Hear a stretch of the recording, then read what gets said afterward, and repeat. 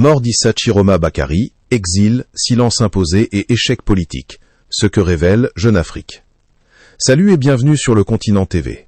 Aujourd'hui, on va parler d'un épisode politique camerounais qui continue de faire du bruit, mais d'une manière différente. Le 22 avril 2026, Jeune Afrique publie une enquête sur la trajectoire d'Issa Chiroma Bakary, celui qui, il y a encore quelques mois, se présentait comme une alternative et faisait trembler le régime avant de devenir de moins en moins visible. Et une question traverse tout l'article. Comment un opposant peut-il, après un moment de mobilisation, finir par s'essouffler politiquement ? Dans l'article, le récit insiste sur un contraste. Les mots d'un côté, les actes de l'autre. On revient d'abord au jour proche de la présidentielle d'octobre 2025. Le 10 octobre, à 2 jours du scrutin, ses partisans scandaient depuis Garoua une phrase très significative, comme si tout était déjà décidé. C'est le dernier vendredi de Paul Biya comme président de la République. D'après Jeune Afrique, Chiroma lui-même aurait accordé un délai de 48 heures à son adversaire et à son entourage pour plier bagage. Puis, le 12 octobre depuis son bastion, il aurait continué à défier « Je suis Chiroma, je ne bougerai pas ». Mais 3 semaines plus tard, toujours selon Jeune Afrique, il aurait pris le chemin de l'exil, transitant par le Nigeria, avant d'être accueilli en Gambie, où il résiderait encore. Et c'est là que le journal pose frontalement la question. Exil stratégique, départ contraint, ou fuite face à une arrestation imminente? Les détracteurs auraient déjà tranché et cela ravive des interrogations plus anciennes sur la nature réelle de l'opposant après avoir fait partie du gouvernement pendant de longues années.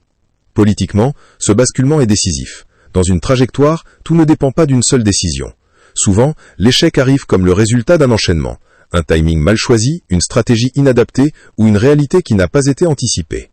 Ensuite, l'article aborde un point particulièrement sensible, la question du silence en exil.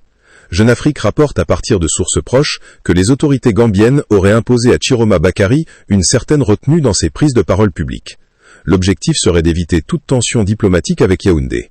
Autrement dit, même loin du Cameroun, l'espace de parole de l'opposition ne serait pas totalement libre. Et si cette logique produit un effet concret, on comprend pourquoi ses sorties seraient devenues plus rares et pourquoi sa communication aurait perdu de sa substance. Dans le récit, il aurait aussi demandé à ses partisans de cesser de manifester au Cameroun, une décision qui aurait déstabilisé une partie de sa base militante, convaincue que le régime pouvait vaciller au rythme des mobilisations. Après cela, l'article s'intéresse à la stratégie annoncée, une bataille diplomatique et judiciaire. Jeune Afrique évoque une équipe d'avocats majoritairement basée à Paris, ainsi que des rencontres avec des acteurs internationaux, diplomates américains, français, nigériens, et même des contacts liés au Vatican. Mais selon le même récit, l'impact tangible se ferait attendre. Des conférences de presse auraient laissé entendre qu'une offensive judiciaire était en préparation, notamment sur des sujets sensibles comme les violences post-électorales et l'assassinat d'Anicette Ekane. Pourtant, une source contactée par le journal dit avoir attendu des réponses. La dernière fois que ses proches m'ont contacté, je leur ai demandé où en étaient les plaintes. Je n'ai jamais obtenu de réponse.